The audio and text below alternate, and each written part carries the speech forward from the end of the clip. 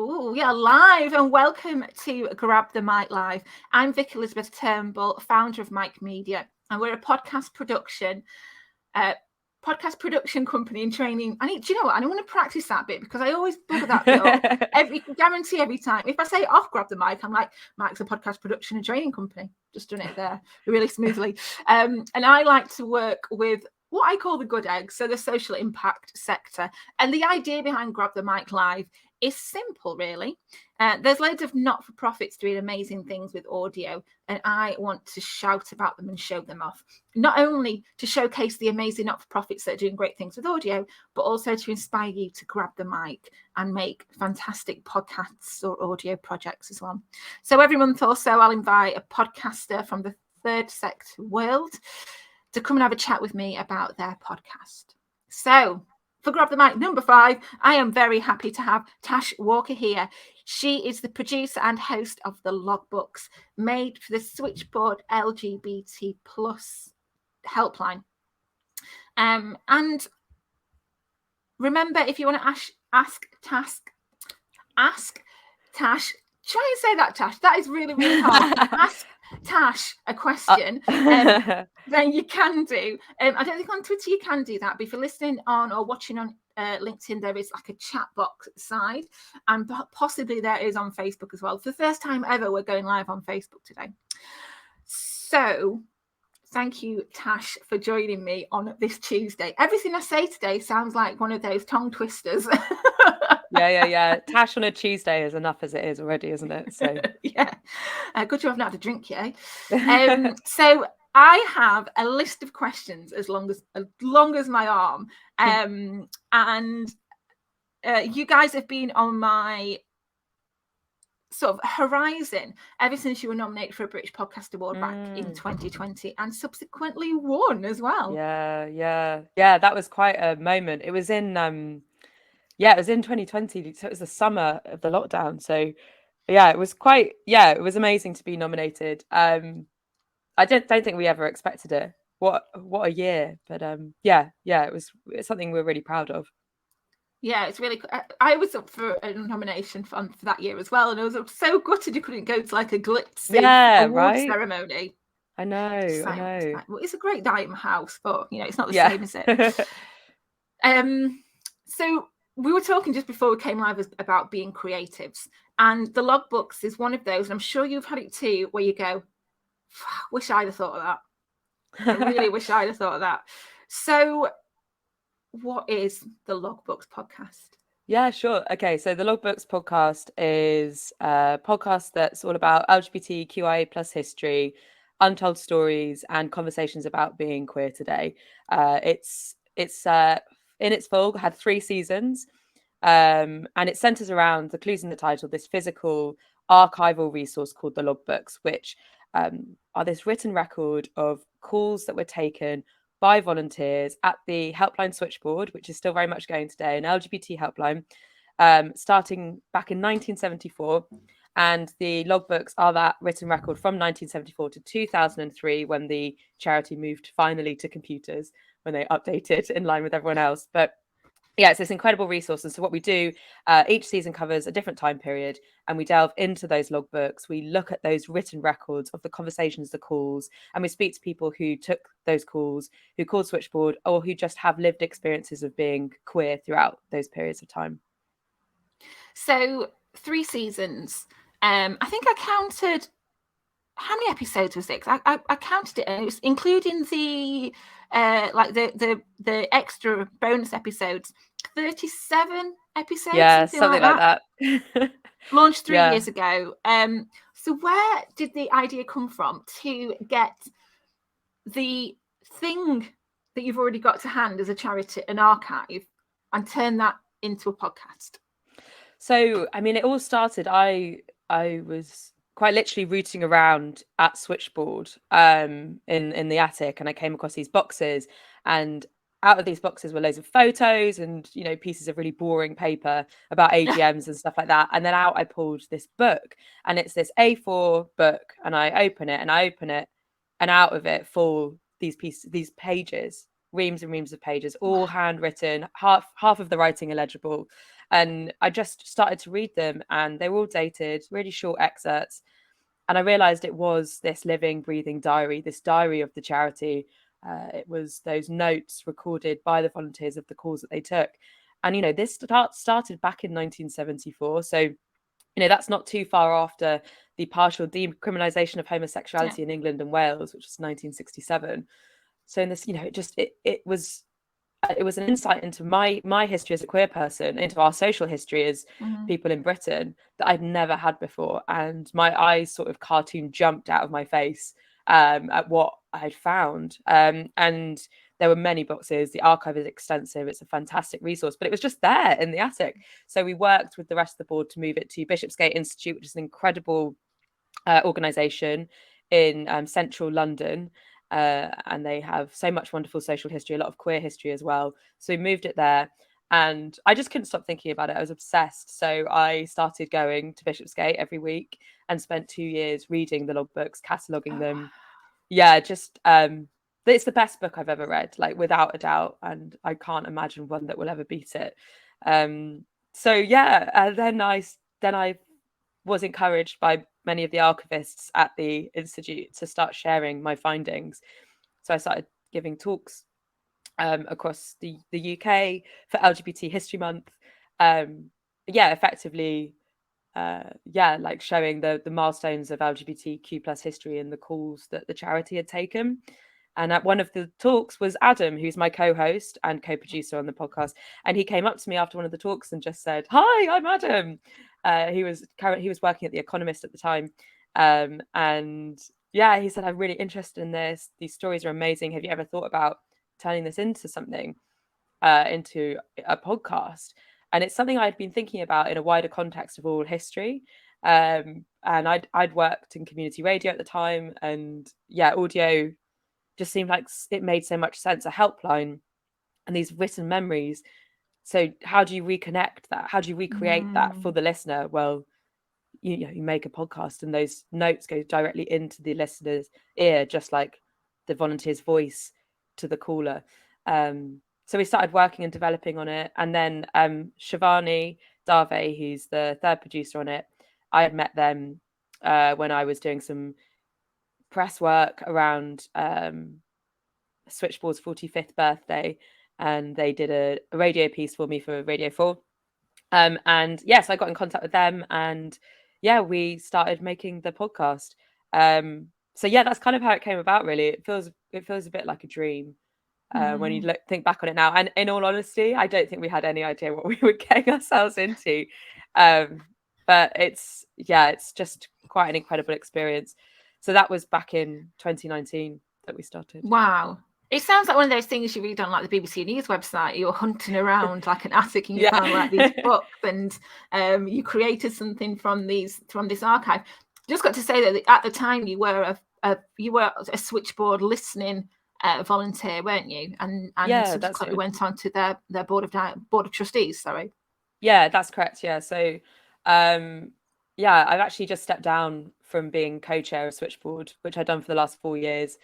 Been on the board for 8 years, but yeah, started just like those people in the logbooks. I started as a listening volunteer, taking that calls, and I think that also, that was something that was really important to the project, was that we had my voice as someone who had been a listener, been a volunteer, who was, a part of the organisation still, and then we had Adam's voice, who was a queer person but wasn't associated with that, and so it allowed us to set up this really, I guess, quite nuanced dialogue between the two of us as hosts, where we were able to have dialogue and dig deeper, rather than it being sort of me just reading and dictating, if you like. Yeah, it's such a rich experience, because it could have been so easy for you to read out the entries, but what you've got in each episode is you've got you and Adam, which is that nuanced voice, and then you've got the voice of some of the volunteers on the Switchboard, then you've got some of the voices of the people that call the Switchboard, then you've got more voices of experience, people experience the themes that you're exploring, and then towards the end you go back to you come back to the future and make it relevant to modern day queer culture. So how was that on purpose, that sort of journey that you take the listener on in that episode structure? Yeah, Adam and I did a lot of work on the format and thinking about what we wanted to do. I think that we didn't ever want to tell like a strictly chronological tale, but we felt that like each season fell easily into a time period, but that was as chronological as we wanted to be. We wanted the episodes to speak thematically based on the most common calls or popular calls throughout that time period, highlighting bits of history that we didn't know about until we read the logbooks, but that they were rooted in the voices of people who had lived it in the logbook entries. That was really important to us. It's our queer history, but we weren't alive in the 70s, so we wanted the people who had lived that to share their stories, who often never really get heard. And so many people that we interviewed were like, "Why do you want to talk to me?" And there's us absolutely gagging with a mic. But yeah, and it's this idea of queering as well. I think, like, if you look at the idea of being queer in history and queering history, it isn't linear. It's the fact that we're learning our history in our 30s because we found these archival resources. It's not chronological. I don't we don't need hard and fast dates. We need experiences and we need stories, and it was about centering those stories through the voices that had lived them. Oh, what a key piece of advice as well, that it's all about stories, not necessarily, because I was saying this earlier, you've got so much content, and as a podcast producer, I'm thinking, when I was listening to it, I was like heebie-jeebies, thinking there's so much content. How do they sort it out? How did that process go? How do they sort the stories out? But you were working on the archive 2 years before so you had a chance to then pick out common themes, and so then how did that translate into what you want to speak about on the podcast? Yeah, so we stuck to that time period for each season. So season 1, 74 to 80, 81, I think, and so on and so forth. And within that, we then looked at the real themes that were coming out of it. So season 1, we had nightlife, we had the pretty police. So that's all to do with like the police raids. We had custody battles, so many different pieces of history. But, like I was saying in the talk when I originally started sharing my work around it, you just have to look at the logbooks, and it points you in the direction of what was the most powerful and important reason that people reached out throughout those periods of time. So it was thematic, that we went through those things, but we also, like you already mentioned in each episode, wanted to relate it to today, because this is with any kind of social history, with any protected characteristic within the majority of the charity sector. When you're looking at something, you have to look back at the past and see where you've come from, because when you're looking at these big issues, they've come through systemic oppressions, or for want of different words, where people have suffered. And so you have to look back to see the root of that suffering, to understand how far you've come today, but also to highlight how far we still have to go.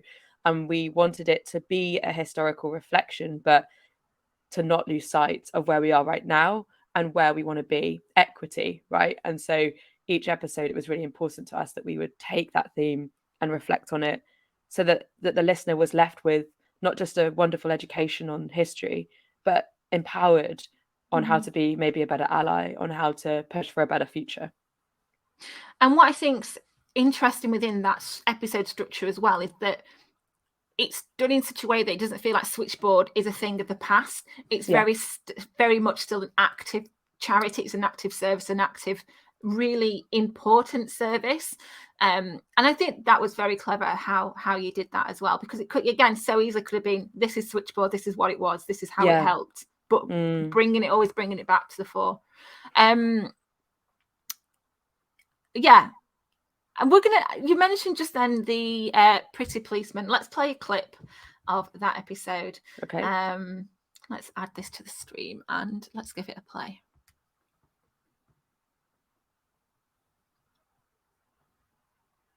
Come on.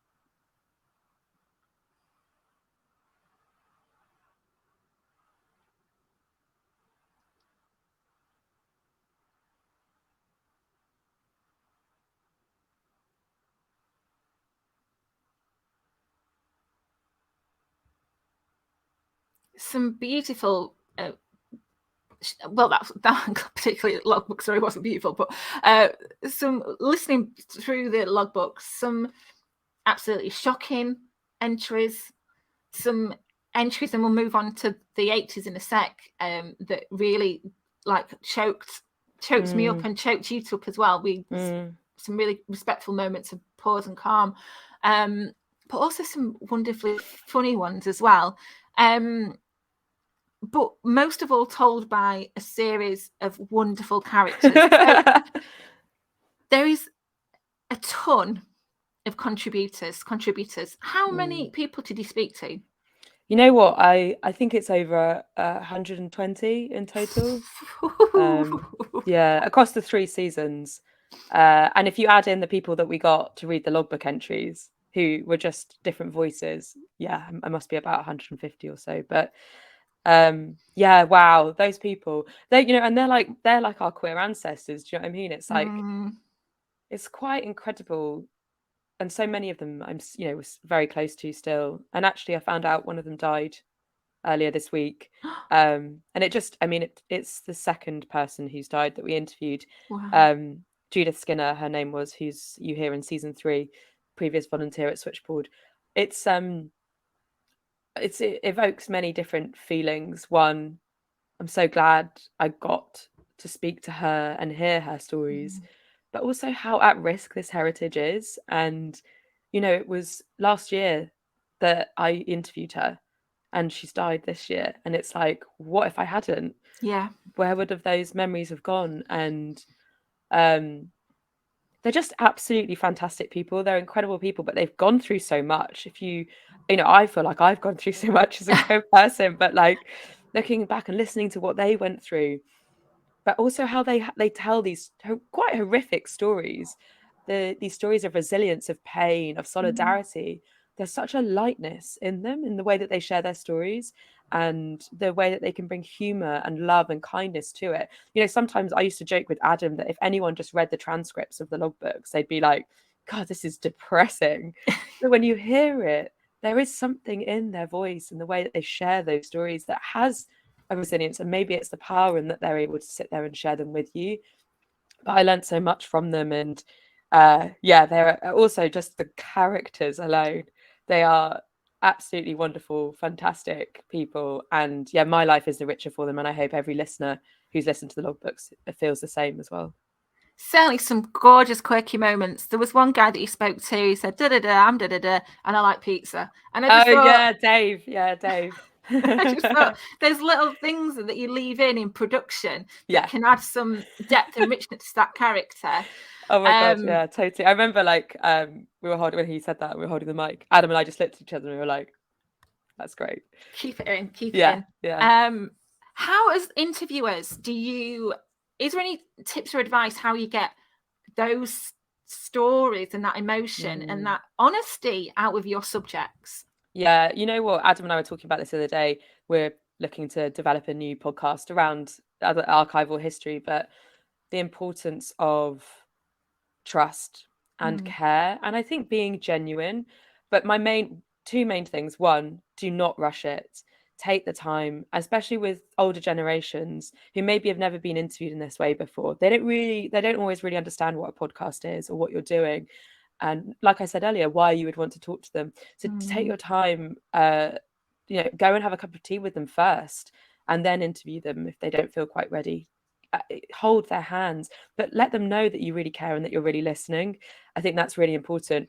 And this is one I really sort of believe in, but it does make it hard as a producer and as an editor, is don't be afraid to sit there for an hour when you only need 15 minutes, because so often, and I'm sure you'll know this, Vic, the best content that you get will be in the last 15 minutes when the person's really warmed down. They've forgotten that mic you're waving around in their face is even there.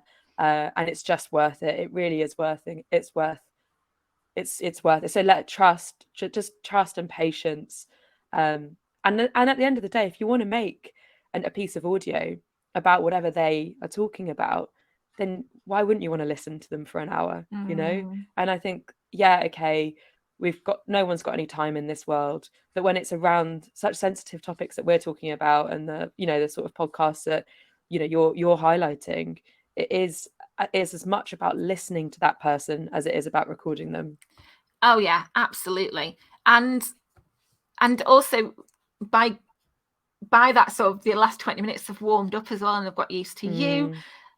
There was, I think it was about the start of series 2, there was a great episode that gave a wonderful insight into like the backstage of creating logbooks. Just before season 2 started, and you and Adam were talking about, what should we talk about in this series? And we were moving on to the 80s series 2. And you had a pre-call with a possible interviewee saying, you're still up for it? And they were like, yeah, I'm still up for it. And that showed that another level of production where you speak to your contributors before you have the actual interview with them. And you were talking about content, and the 80s was when the AIDS crisis happened. And you were talking about how could you do, I suppose, justice. And then you decided to stretch it over 3 episodes. Yeah. Was that a final decision, or did you think that you could have done more? Oh, yeah. I mean, so many sleepless nights, and so many early calls to Adam. Reading that period, this is the densest part of the logbooks as well. They are absolutely jam-packed. This is when Switchboard took its millionth call. So 3 months is one logbook, hundreds and thousands of calls each year. I think 200 to 250 each year at that point. And they are heartbreaking, truly heartbreaking reads. 3 episodes. It was a really difficult decision. We had so much. We could have made a whole season on it, but also we felt like there were so many other things that happened in that time period around the same time as what was going on around HIV and AIDS, and that the 3 episodes they're really heavy, they're not easy to listen to. We wanted to give space, but we also didn't want to linger too long on it because there were so many other things happening. And there was also laughter, and there was love, and there was a myriad of other experiences happening for all of those people as well, throughout that period of time. So 3 episodes, we felt like we were able to sort of highlight the different areas that we wanted to around the theme of HIV and AIDS. But also, I actually don't know if Adam and I could have done another episode on it. I found those really difficult.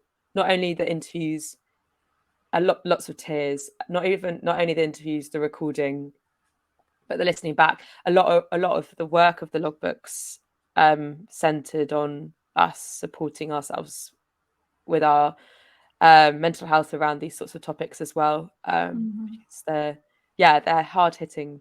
They're really important, but they're difficult. That was my next question, because there were some moments during those 3 episodes on season 2 covering the AIDS crisis where there was a lot of silences in the interviews. You hadn't edited those down. They were the silences as was. There was times when both of you said, we're going to take a little break to have a breather. I found that really respectful, not only for the subject matter that you're talking about and the people that the contributors, but also to the listener as well. I thought that was really, really thoughtful. I guess those pauses weren't planned in, were they? No. No, thanks for saying that as well. It's good to hear. We wanted to be really thoughtful, and we didn't if we're finding it hard and we're used to this content, then who knows? Yeah. And also, you don't know who's listening, maybe people who might be triggered by it and all those sorts of things. So the interviews, some of the interviews, like Steve, who I ended up, the anonymous person in the logbooks we ended up finding. And I interviewed him on Zoom, and he was in lockdown in the middle of an isolated town in Wales, and he just broke down because he hadn't had a hug. And I was just sobbing in this interview silently. The the space is needed to reflect, and it's definitely something that you should never rush a reflection on.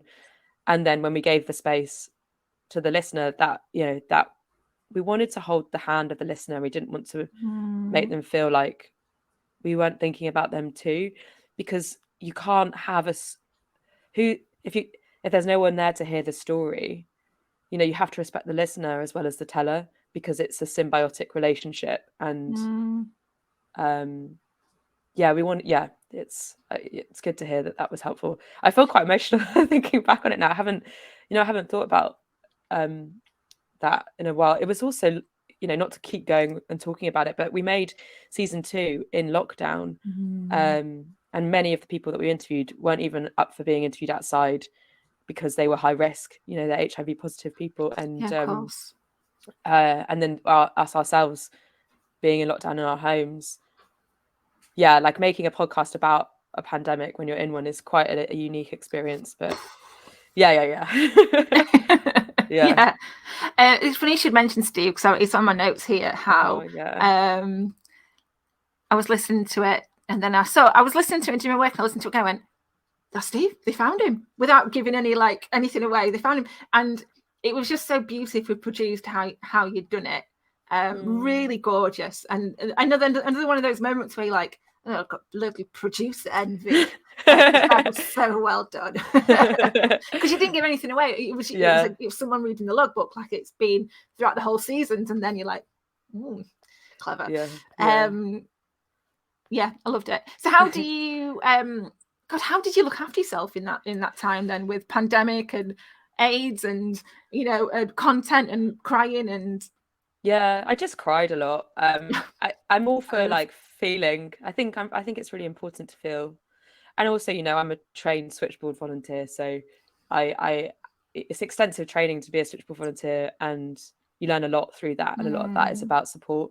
And Adam and I were real pillars of support for each other, going through exactly the same thing. And Shiv too. Shiv would be like the third person with us when we were recording our bits. So it's just with a big strong sense of care throughout all of us. But yeah, I don't know. It's time, space, and also if it feels like we would have moments where we're like, actually, I don't think I can, then you just break it. But it's the same for the contributors. Steve, as an example, I interviewed him 5, maybe 6 separate occasions. Wow. And he couldn't talk, and each one would be like an hour or so, but he'd need time. It's very emotional for him to bring this stuff up again. So yeah, it's just, I think, you can't rush it, can you? No. Well, I mean, with deadlines looming, you sort of have to at points, but within that framework, it's really important. Wow, 5 to 6 times. I think related to that, and it's something that a lot of podcasters ask me about, and a lot of people who want to make podcasters ask me about, is the length of your podcast. And my advice is that if it's great content and it's the content that deserves to be told, then don't be bound by time. Now, some of your episodes are 1 hour, 1 hour and a bit. Some episodes of 30, 40 minutes. Did length... It's a very technical question, but were you bothered about length? Was you aware of it? It's a really good question, because yes, we were, and our feelings on it changed throughout the series, from being at the beginning super like half an hour. They can't be more than 30 to 40 minutes, season 1. But like you quite say, in season 2, we were like, we'd learned from that, and we were like, no, actually, if these are stories and we feel like they fit in the right way, then be led by that. And that is, I completely agree with you, Vic. That is exactly what I would say to someone now. Don't limit yourself. Don't try and make something longer than it should be, and don't try and make something shorter than it should be. Listen to the stories and be led by that. I think that's exactly my advice. Yeah, and everyone likes that. Is so unhelpful. But no, if you think about it, no shorter than it needs, no shorter, no longer than it needs to be. Yeah, exactly. If you're really listening to the content, with you need to take breaks yourself in between that. But do your first edit, have a couple of days off, listen back to it, and you'll already tell immediately what should and shouldn't be there. Moving on to impact. So No, actually, let's start the other way around. 3 seasons. I'm not going to give away the ending, what the end one is about, but it purposefully finished. Like, when you started season 1, did you know there'd be a season 3? I hoped there would be a Right. season 3, but no, we didn't have funding for anything more than just each season individually. How were the first 2 funded, if you don't mind me asking? They were funded through a private donation to Switchboard. That's Because amazing. that first one, that was a private donation that Switchboard what was it called? Pitched for. And they gave them like a 3-year plan. That was part of it. Second season, we applied to the Heritage Lottery Fund, but we didn't get it because of the structure changes because of COVID. Right. And yeah, I get that. Yeah, and because the podcast is something that can be made remotely, we weren't prioritized. That's not a criticism. No. I strongly believe that the funding that was given out for that kind of support, and being someone who was working overnight to keep Switchboard going in the present day tense throughout that period of time, I totally get that. So yeah, and then season 3, but we also had this opportunity through Acast to reach out to listeners, and listeners donated to the podcast as well, so we used that to fund it, and we actually received it was some really generous donations that were blown away by, and all of that money went towards making the podcast, which was fantastic. Yeah. And so was it, if people are listening thinking I'd like to apply for some funding to make a podcast, how open are people like HLF in terms of creating podcasts? Yeah, interestingly, I think when we first applied for it, I don't think that they'd really had many applications. Now, I think it's a very different story. My advice would be root it around oral histories, because that's what you're doing. If it's going to be the HLF you're applying for funding from, and look at things as being at-risk heritage, just like what I spoke about, like I mentioned, 2 of the people in the podcast are no longer here. So that the heritage is living on in people. And if you don't capture it, then what happens? But yeah, definitely apply for funding from the Heritage Lottery Fund, or the Arts Council are starting to do more podcasts now. They weren't when we originally looked at that, but that's another avenue out there for it. Yeah. And a previous guest on Grab the Mic, Andy from Made by Mortals, one of their series of armchair adventures was funded by the Arts Council. And I remember looking into it a couple of years ago, and it was very much, you can apply for a podcast, but it's got to be as part of something else. And now it's not so much that anymore. Exactly. So impact. What's the impact been, first of all, of the podcast?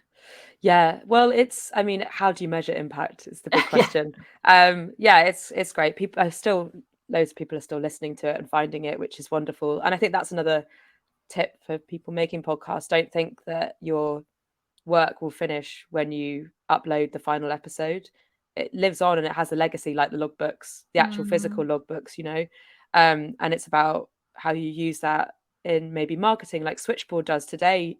I know that the people who run Switchboard now direct people when they're doing talks to listen to the logbooks to hear more about the charity, and it's brought people to the charity. It's brought staff members to apply to the charity. It's brought volunteers, and people have contacted Switchboard because of the podcast. So that's incredible in itself. So many people have learned so much about LGBTQ plus history. We had our first piece of feedback in really early on in season 1, actually, was from a teacher, a self-described straight teacher, who wrote us this wonderful email about how her eyes had been opened to so much of this social history, what an incredible resource it was for her.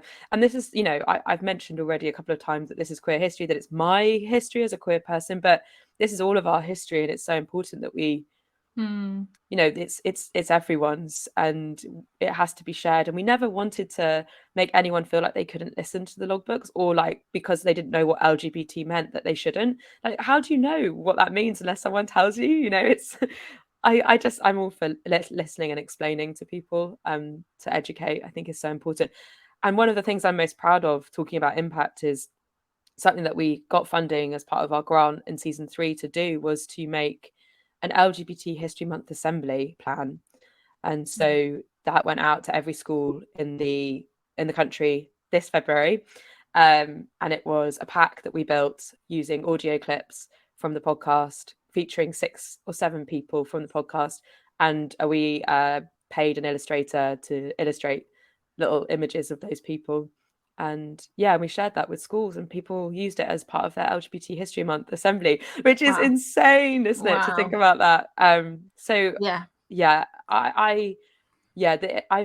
another one that jumps to mind actually is also Where People Listened, and we had people reach out to us from across the world, specifically countries that it's illegal, and you are killed if you're homosexual or found to be homosexual.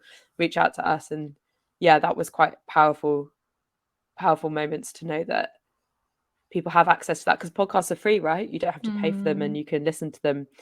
And also, I didn't, the name of the logbooks, we didn't want to call it LGBT or something like that, because it's so much more than that. But actually thinking about that now, that makes it easier for people to access who maybe wouldn't want to make it so obvious what they're listening to. Yeah, it's such an eye opener, an ear opener, if you will. Nice. Thank you. Listening to it, as a bi girl in a very liberal world, there's something I learned. Loads of like fascinating. And what I loved was that you maybe you can tell me differently, but it wasn't censored. Actually, let's play a clip for the last 2 minutes of how some of the more naughty stuff. And if you're listening at work, then tough titty. Hang on a minute, let me share my screen.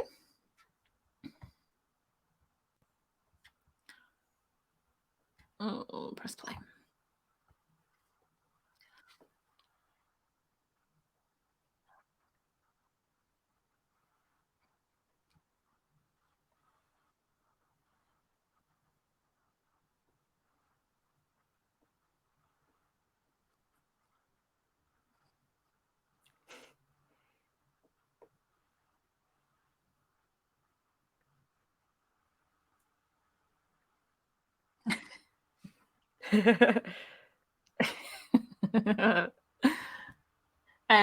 Was there anything that you had to censor? Was there anything that you were like, we're gonna have to take that out, or that's a bit too naughty? You know what? No, the decision on that was that that for a helpline where you're talking about sexuality and gender identity, you're talking about sex, right, and bodies, and I don't think that. Yeah, I don't believe in censoring that. So no, we left it all in. I love it. Yeah, it's very educational in some spots. So what's next? So logbooks finished in January this year. When logbooks in 2003 went digital. So what's the future then for logbooks, I suppose, and also for you three as podcast producers? Yeah, so the 3 of us set up a production company off of the back of it. Cool. It's called Aunt Nell, and we sort of focus on storytelling but queer archive, not exclusively, but specializing in that. We recently, Shiv and I produced with some other people a podcast that's out at the moment called Black and Gay Back in the Day, which is all about Black LGBTQ plus history, based on an Instagram archive of the same name by Mark Thompson, who's one of the people that we interviewed in the logbook. So yeah, that's an amazing series with intergenerational conversations between Black LGBTQ plus people. And there are a couple of other things in the works that we're working on, which unsurprisingly center around archives and queer history. So that's great. The audio producers in us live on. But yeah, like in terms of the logbooks, Adam and I, I don't know, maybe people have got a sense of it, and you as well, Vic, from speaking to me today, but this project profoundly changed my life. And, as what you just said as well, like as people who are LGBTQI plus, learning parts of our history now at, such a different age to educate, at school and things like that. So the process of reading the logbooks and meeting these people has really stuck with Adam and I, and we're now working on a book that sort of talks more about that. Another medium to share these stories, but also go a bit deeper into ourselves and the impact it had on us as well. So watch this space for that, I think. And how wonderful that all that can happen from you digging around in an attic, like literally 3 years ago. You know, a book, a production company, staff for the Switchboard, changing people's lives in places where, you know, being gay is still a crime and punishable by death in some places as well. So reflecting on it like that, it's like the power of podcast, man. Come on. It's amazing. Definitely. So there may be charities listening, people working at other not-for-profits, thinking, well, we've got a ton of content, like, let's make a podcast. What's some advice about charities taking on podcasts? Go for it. I think that I think what would be my advice? Don't rush it. Take your time. Think about the podcast as an extension of your voice. So if you want to make it internally, I think that's fantastic. Or if you want to partner with a production company, take your time to choose the right one and make sure they understand who you are. And yeah, I think if you feel like you've got something that's worth sharing, then that, you know, there's people that will definitely want to listen. And I think that the third sector charities, you know, different social enterprises just have so many amazing stories, and it's the stories that bring people to those organizations, and it's the stories that allow education and effective change. So yeah, go for it always. Fantastic advice. Thank you so much, Tash, and thank you so much for joining me on this. I don't know if it's Drew where you are, but it's totally dreary. Yeah, it's in Manchester. So this whole thing will be available to watch again on YouTube. Give me a week or something, please. It'll be available in a week's time, available on YouTube. Like with all the rest of the Grab the Mic lives, I made some beautiful little tickers along the bottom here. And oh, great. I know, I forgot to put them on, so I'm putting them on now. Nice. So we're gonna have a rest. I'm gonna have a rest for Grab the Mic for Christmas. But in the meantime, we're back in January. In the meantime, you can watch all the Grab the Mic lives, all 4 of them, 5 soon, on our YouTube channel. Just go to youtube.com and then search Mike Media. Let's remove that. Tash, once again, thank you so much for sharing, and we'll see everyone else in January. Thank you. Thanks, Vic.